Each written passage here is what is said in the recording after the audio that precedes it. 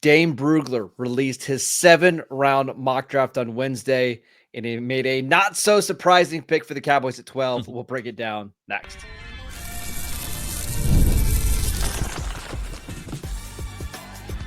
You are Locked On Cowboys, your daily Dallas Cowboys podcast. Part of the Locked On Podcast Network, your team every day. Welcome back to the Locked On Cowboys podcast, part of the Locked On Podcast Network, your team every day. We'd like to thank you for making us your first listen of the day. I am your host, Marcus Mosher. You can follow me on Twitter at Marcus_Mosher. Joining me today, as always, is Landon McCool. You can follow him on Twitter at McCoolBCB. And Landon, Dane Brugler of The Athletic released his final mock draft of the year. And historically, he's been pretty accurate when it comes to predicting the Cowboys picks. I went back and looked over the last 5 years, and I believe he's gotten 3 of the first-round picks right in that 5-year stretch. Wow. So I thought we could break down his mock for the Cowboys today. First of all, I hope Dane's getting a nice nap today. A full 7th-round mock draft after, I think, like 3 days after the Beast came out. Like, yeah. I'm hoping at the very least he got to leverage the Beast while he was doing this. Obviously, he is the walking, talking Beast. So, yeah, it's just really impressive, honestly, the output that he's put out in the last week, and that's why he's the best. So I'm excited to get into this. All right, so let's dive into his mock draft because he had some very interesting selections in this mock. One of the things that's notable is Tetairoa McMillan, one of the players that we've been targeting for the Cowboys, off the board to the Saints at number 9. If you see that happening on draft night, Landon, what are your thoughts? It's the not fake pin throw. It's the real pin throw, right? Yeah. I mean, look, we want all the best options available to us at 12, right? Like even if ultimately the Cowboys may have had the other wide receiver or somebody else ranked higher and not picked Tet. I think it's better for the Cowboys to kind of have all those options on the table at the time of the pick.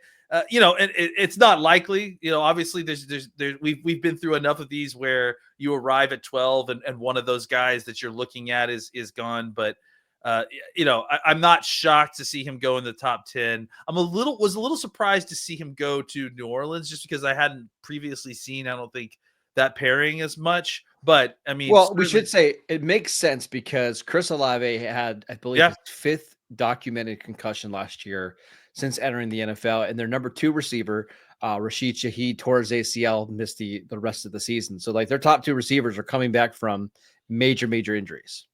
Yeah, it's certainly like, look, New Orleans has got needs all over the place. So it certainly isn't because they don't have a need at the spot. It just isn't a spot I've seen yet. But yeah, it does certainly make sense. I mean, that's the thing about New Orleans in general is that they've been kind of a wild card in this top 10 this whole time, right? Because it feels like you could have picked anything. And then, last week or a week and a half ago, we got the news that suddenly Carr is injured and now quarterback gets added to that pile. So they could literally go anyways. But back to where the Cowboys were, it was a pretty easy pick. It feels like just based on kind of looking at what was still available on the board. I think you and I talked about this pre-show. We prefer Tetairoa McMillan, but I think if Matthew Golden is the pick in here, it makes a ton of sense. I don't feel like it's a reach. It's a good fit. It's a very good fit for what the Cowboys are looking for for their wide receiver. It's, you and I were talking previously, and I think this is interesting. Like, we've seen, a lot of these kind of last minute mocks and before the draft. And there's definitely been years when the players that were consistently mocked to the Cowboys were upsetting to us, right? Like we felt like we're real reaches for where they're picking or just, problematic players. You listed off quite a few good ones, but Caleb Jason, Kenneth Murray. I'm trying to think of something. Kenneth Murray made it, by the way. It just took a little while to get here. Yeah, wow. I mean, the names at this point, right? Like there's been some names in there that we have not liked, let's say the least. This is not one of them. Yeah, and Golden may not be our preferred choice here, right, for both of us, but I agree. Like, this is not someone where we're mad at the pick necessarily at all. Like, I think it's just, I prefer the other guy, but let's roll. This guy should be pretty good. I think overall it would be a good pick for the Cowboys. And let's talk, by the way, Matthew Golden was the pick by Dane Brugler at 12. I didn't even mention it. Well, that's fine. And Yeah. you mentioned it. Second receiver off the board, third if you count Travis Hunter. That has been a consensus pick in several of, let's call them like draft experts. Between Mel Kiper mocked Matthew Golden to the Cowboys earlier this week. Dane Brugler has done it. Daniel Jeremiah has done it now. I know Todd McShay has put Matthew Golden in several of his mock drafts to the Cowboys at 12. So I was looking at, I think it was Mock Draft Database today, and they take all these mock drafts, and Matthew Golden is the most commonly mocked player to the Cowboys now at number 12 in the last month. Let's talk about why that would be a good fit here. Why would Matthew Golden be worthy of that selection at 12? I think he just does a lot of things that you're kind of missing from your wide receiver core. Well, right? Like I think he's a good separator. I think he's got good speed. You know, I tweeted it yesterday.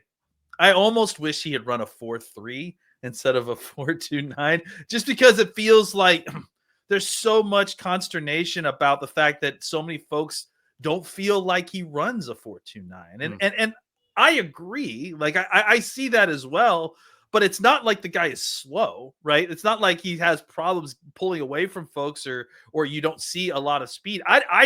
Look, I didn't see a 4.5 athlete either. I saw a 4.3 athlete. I was surprised that he ran a 4.2, whatever. But I think he shows you a lot of speed. He has a lot of subtlety to his game. He does a really good job of getting open. and you know, the bet that you're making here is that this is an ascending player who finally kind of got made the focal point of the offense at latter part of the season when Texas kind of got into the playoffs, and then really shined once he got those opportunities. So your thought is that he does a lot of the things that you kind of need your other wide receiver to do to draw attention away from CeeDee Lamb. He's going to be able to help vertically kind of stretch the defenses a little bit because he can get down the field. He can be a little bit deeper threat. And then in situations where he's put in man coverage, because of the double coverage on the opposite side with CeeDee Lamb, you feel confident that he can win in man coverage situations and create separation and get the ball and catch it reliably and just be a guy that, when you need somebody to make a big play, you feel like this is a guy who could develop into one of those kind of big play machines when operating opposite of CeeDee Lamb. So let's talk about the guys that went behind Matthew Golden, some of the other options that the Cowboys had available to them. Colston Loveland, Mike Green, Michael Williams, Jihad Campbell, Amari and Hampton went 20. Will Johnson falls to the Packers at pick 23. I'm saying for you, but do you think the Cowboys would consider any of those other players over Matthew Golden in this situation? Maybe Williams, depending on how they view him. I really am having a hard time kind of judging where the grades are with Johnson, like Will Johnson, because it's, obviously didn't run a 40. How much are teams going to trust the tape on that situation? On top of that he's mostly kind of a zone corner as opposed to a man cover corner. So, which, probably gets confirmed a little bit by the fact that he didn't run a 40. Right.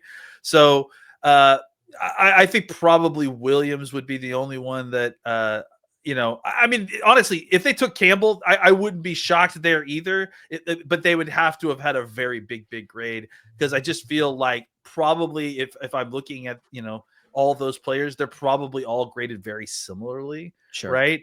And the thing that's probably going to put Golden above those is the kind of position scarcity and the need there.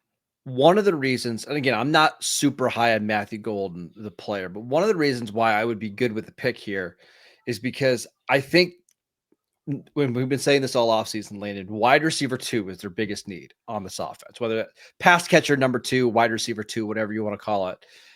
I just don't think you're going to get that player in round 2. And maybe you have to overdraft them a little bit, but my stance has been by the time the Cowboys are on the clock at pick 44, you're likely going to have 5 or 6 receivers off the board.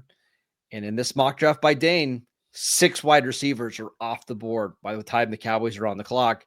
And you're looking at the next group of receivers being Jalen Royals, Trey Harris, Jack Besh, and none of those guys move the needle for me at all to be wide receiver 2 for this team right away. Yeah, I don't feel like Matthew Golden is a reach at 12. I feel like he's probably appropriate value. You were hoping for someone to follow you like Tedero McMillan. If you wait until the second round, if it kind of feels like if you're going for a wide receiver, you're going to have to reach for a wide receiver because there's just going to be a lot of other players on the board there at 44 that are probably more valuable, but you're reaching past all those folks to go get a wide receiver. All right, let's talk about the rest of Dane Brugler's mock draft, including an interesting round 2 pick. Should the Cowboys go running back or best defensive player available? We will get to that next. This episode is brought to you by LinkedIn. As a small business owner, your work doesn't stop when the clock hits 5. Your business is always on your mind, which means when it's time to hire, you need a partner that works just as hard as you do. And that's where LinkedIn Jobs comes in. When you clock out, LinkedIn clocks in. LinkedIn makes it easy to post your job for free, share it with your network, and get qualified candidates all in one place. LinkedIn's new feature can help you write job descriptions and then quickly get your job in front of the right people with deep candidate insights. And here's a pro tip: add the hashtag hiring frame to your profile picture to double your reach to qualified candidates. It's no wonder 72% of small businesses say that LinkedIn has helped them find high quality hires. Post your job for free at linkedin.com/LockedOnNFL. That is linkedin.com/LockedOnNFL to post your job for free. Terms and conditions apply. Welcome back to the Locked On Cowboys podcast. We'd like to thank you for making us your first listen of the day. Later, let's continue with Dane Brugler's 7-round mock draft.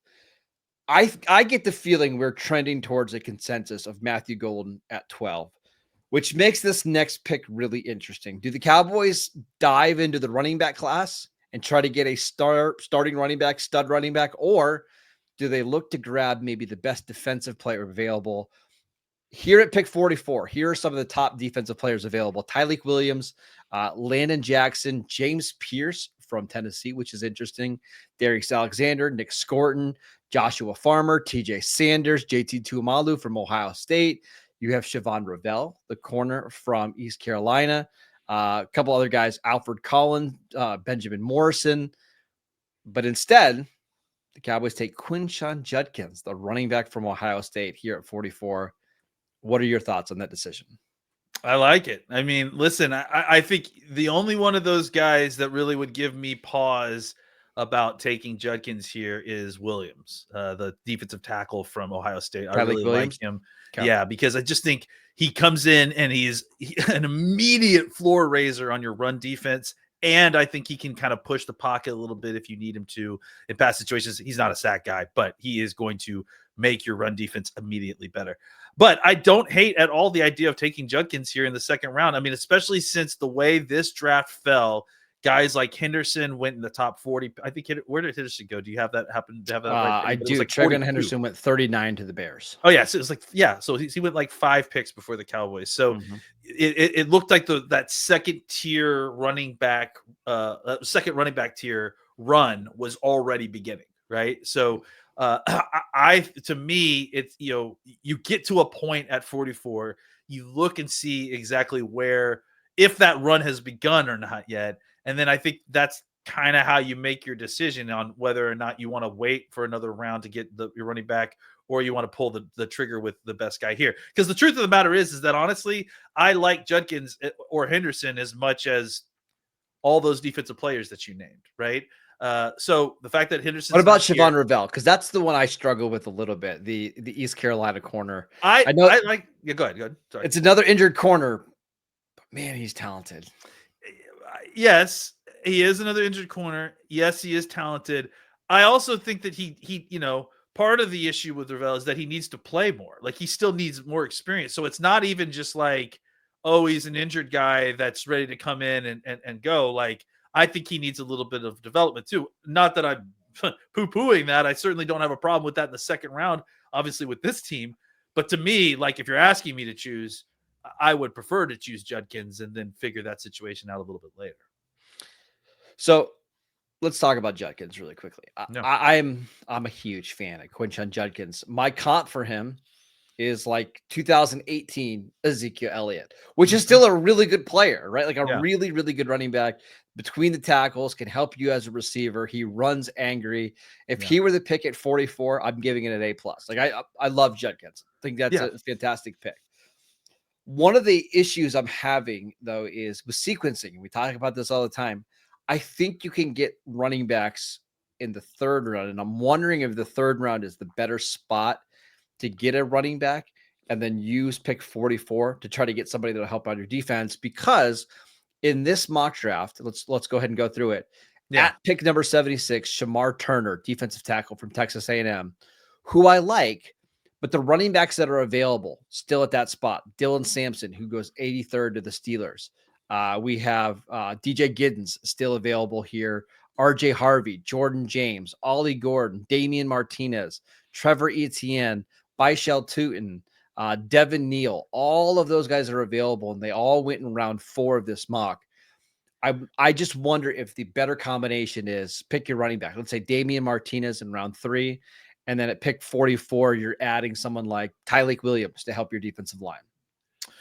Yeah, I mean, I think it's something that they have to weigh. I'm sure they've been through this kind of, these sort of mock drafts and simulations 100 times, and these sort of situations are the same sort of situations that you and I have seen, and I'm sure everyone listening has seen when they've done their simulations, right? Is you get to 44 and it's decision time. Like, can you wait another round on your running back talent in order to kind of get another top end, probably defensive talent? And I don't know that there is a solid yes or no answer here, right? Like, it's like you could take Judkins, secure that, and then try to be satisfied with whatever third round defender you've got. I don't think that Turner is a terrible pick in the third round, but I understand what you're saying is that maybe you're more excited about Dylan Sampson and Tyleik Williams, right? Perfect. So I don't disagree. I think the issue I have here is that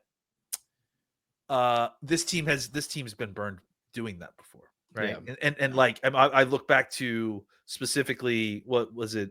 I mean, really, I think you point to Schoonmaker's situation, right? You could point to Tolbert. I think actually had a very similar situation where the Cowboys were wanting to try to wait around on both of those positions to get the talent, and then it felt like maybe one or two more names fell off that list than what they were expecting by the time their pick rolled around, and they kind of landed with the guys that they did.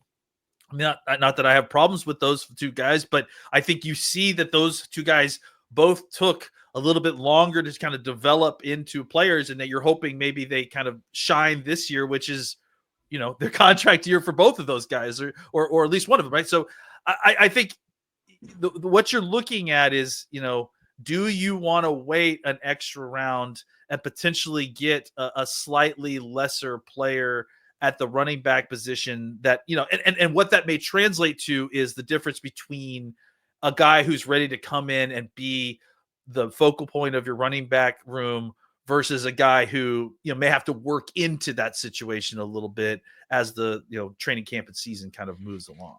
All right, I got a hot take. You ready? Yeah. I think sequencing matters when you're talking about first and second round. Like, hey, wide receiver, running back versus running back, wide receiver. I don't think you should care about it when it comes to like second round versus third round, or third round versus fourth round. At that point, you're just taking the best players, and it's such a crapshoot on when these guys will go. I think it really only matters for the top 50 picks. After that, don't stress about it. That's why in this case, getting Golden and Judkins, you just added 2 day one starters to your offense that you feel really good about. It's okay that maybe they missed out on Tyleik Williams or Jack Sawyer or JT Tuamalo, who name the guy. I think what it is that it's dangerous, right? It's more dangerous to try to like thread that needle going in the second to third round versus first to second, because the first to second round is way more predictable, right? As we get further and further away from the first pick, the draft will begin to become more and more unpredictable. So trying to like guess when that run on running backs is going to start in the It's too second hard to round. figure out, right? It may be too hard to, and if you guess wrong, the results may be terrible. That's the thing, is that doing it this way gives you a solid floor, right? Yes. Like at the very least, you feel good about these. You feel really good about these 2 picks. And if the defensive player doesn't work out, like Well, you're probably drafting a rotational defensive player at this point, anyways, right? You're so not even drafting necessarily yeah. a starter, depending on who you're drafting, right? And to me, Judkins is the last of the running backs that I would consider at 44. I don't think Caleb Johnson is a fit in Dallas's offense, and there's just such a big tier gap after that. Yeah. So, like, to me, if you miss out on Judkins at 44, then we're talking about Gins and Martinez and Sampson being Absolutely. like fallback options. But rather than guys like, hey, we love these guys, so let's ignore Judkins in round 2, if that makes sense. There are guys like, hey, we still feel good about it, even though we got wiped out a round before. Yeah, the nightmare scenario is, and I hate to even say this, is that you get to 44 and Judkins and Henderson are already gone. And suddenly the running back room, that third tier of running backs, start getting taken like around early. And suddenly you're at like 44 and maybe Sampson is Sampson's gone, off the right? board. I And just you're don't like, see that many "Oof." running backs going inside the top 50. I don't either, but like there's a lot of teams that are, that are all talking about how great this running back class is. Maybe more people are planning to, dip their spoon in the more than we think to kind of dip into it. And if that's the case, the Cowboys could be in trouble when it comes to the 33rd, out of the third round pick if they wait. But we won't know that until draft night, how that all plays out. Maybe. At the same time, though, I mean, you heard all the running backs that I mentioned that, like, if the Cowboys took RJ Harvey or Jordan James or Damian Martinez or Giddens in the third round, Kim Scatterbu, I mean, the list kind of goes on and on. It's Pretty not that likely. it's not that they couldn't get a running back. They'll definitely be able to get a running back in third round. It's just you might not be able to get your favorite guy in the or just a what it may no longer be the value that it was that we were all expecting, right? Like, because I think the kind of player that you could get in the third round was unusual running back wise. It may not be that same way, if the draft falls a certain way on Thursday night. All right, let's talk about our overall thoughts from Dane Brugler's 7-round mock draft. We will get to that next. This episode is brought to you by FanDuel. The NBA playoffs are almost here, and FanDuel is giving new customers an incredible way to get in on the action. Right now, when you join FanDuel and place your first $5 bet, you'll get $250 in bonus bets if your bet wins. I love FanDuel. I love the NBA playoffs, and I love how they make betting so easy, whether it's picking my favorite team or diving into the player props, from three-pointers to steals to assists. FanDuel has so many ways to bet your favorite player props. Plus, after the game tips off, you can even combine live prop bets into a same-game parlay for a chance to win big. We know that we can't always be there for tip-off, but you can continue to bet on the NBA with the FanDuel app. So don't miss out. Head over to FanDuel.com and claim your $250 in bonus bets today. Welcome back to the Locked On Cowboys podcast. We'd like to thank you for making us your first listen of the day. For your second listen, check out the Locked On NFL Draft Show with Damian Parson and Keith Sanchez. Now that the season is over, get the latest draft rankings, rumors, and news every day, and find Locked On NFL Draft on YouTube or wherever you listen to your podcast.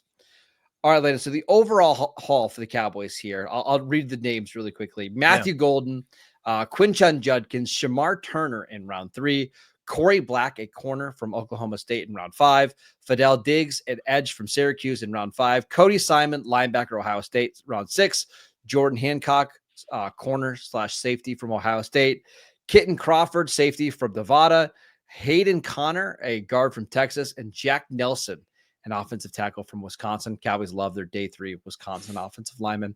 Yeah. How do you feel about this draft class as a whole? Because I do think we could see something very similar by next weekend. I'm not going to pretend like I know a lot of these down roster guys. I'm not Dane Brugler, but I can't talk about a couple of them.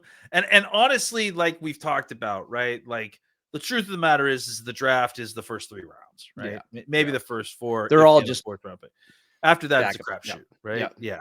And again, on top of that, you're also just kind of drafting for special teams and bodies to fill, that sort of thing. Yeah. I will throw in that I do like Cody Simon from Ohio State. I just think, a solid linebacker. I mean, just the kind of guy that you get in the 6th round, where he doesn't have exceptional physical traits necessarily, but he's always where he's supposed to be. He's just a very solid tackler, a good player. I think he'll be a great special teams player, again, kind of with the idea that linebackers are more of this body type now that we've got now with the changes in the kickoff rules, right? I also like Jordan Hancock. I did watch him a little bit, kind of a hybrid guy, a little bit of a nickel. Just again, another kind of not necessarily exceptional athlete, but like a really heady player who is a good enough athlete. So that's why, again, you're getting guys like this in the 6th round. I haven't watched Fidel Diggs or Corey Black yet, so I don't really have opinions on those guys. Yeah, they're fine. So here's what I would say about the class as a whole. Part of my nature, just my personality, wants to come in and poo-poo the draft because this is just what I do, right? Mm-hmm. But again, my kind of philosophy is I want the Cowboys to come out of this draft with a wide receiver 2, a starting running back, and then some impact defender. Like, that's the dream. And with the way this draft fell, with McMillan going off the board at 10, we don't think the Cowboys are going to take Burden at 12, right? I think this is actually pretty realistic. And overall, it would be like, okay, I understand why they made the picks that they made. I understand it. I wouldn't be upset with this draft at all.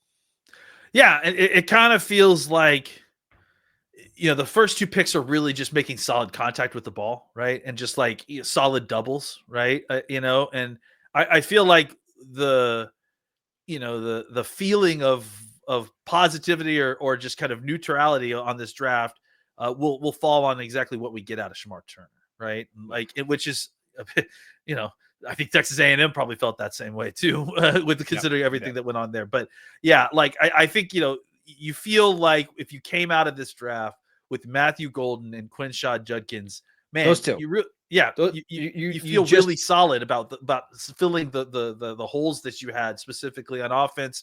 And like you said, we're looking to add an impact defender, right? Like there wasn't necessarily a specific need that you had to hit on the defense. Is more just adding talent overall to the defense. So if Turner doesn't hit, there's still opportunity throughout the training camp if you need to go add another body or something like that. So I would rather feel confident and better about the running back and wide receiver situation coming out of the draft, and then maybe have some work to do on the defense than kind of not feel confident about either one of those spots. Because I just feel like, especially wide receiver 2, you've run out of options coming out of the draft. And running back, it's like you've got options still, because as we say, running back can be filled at almost any point of the year. It's just not great options. No, it's not great. One thing I did want to ask you is, in Dane's mock, the Cowboys took Shemar Turner at pick 76.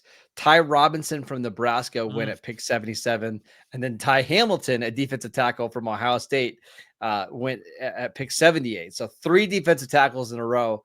Of those 3, which one do you prefer the most for Dallas? Let's see. I haven't put Robinson in my stack yet, but Hamilton to me is a late 3rd rounder. I would have liked that. So I would have been happy with that. I think Robinson, to me, like, he's more of a inside outside guy. I think. I mean, dude, like, he's 280 pounds and can play nose if you needed him to. He's just that kind of weird athlete, right? He's big and strong, and he just looks country strong. So I probably would pick Hamilton just because I think he's more of a full-time defensive tackle and just a high floor player, I feel like. So again, I wouldn't be surprised if round 3s when they pick their first defensive player. We'll see what they'd get. I think defensive tackle is obviously a position they're going to be targeting. If there's a corner they feel like can play outside, inside, I wouldn't be surprised if that's an option as well. So overall, happy with Dane Brugler's mock. This isn't like a pizza party mock or anything like that. But it's a very, very solid and I think realistic mock for what the Cowboys could do next week. That is it for today's show. We'd like to thank you for making Locked On Cowboys your first listen of the day. Make sure you check out the channel on YouTube. Download the podcast wherever you get your podcast. We are free and available on all platforms. Follow Landon on Twitter at McCoolBCB. I'm at Marcus _ Mosher, and we will see you right back here tomorrow.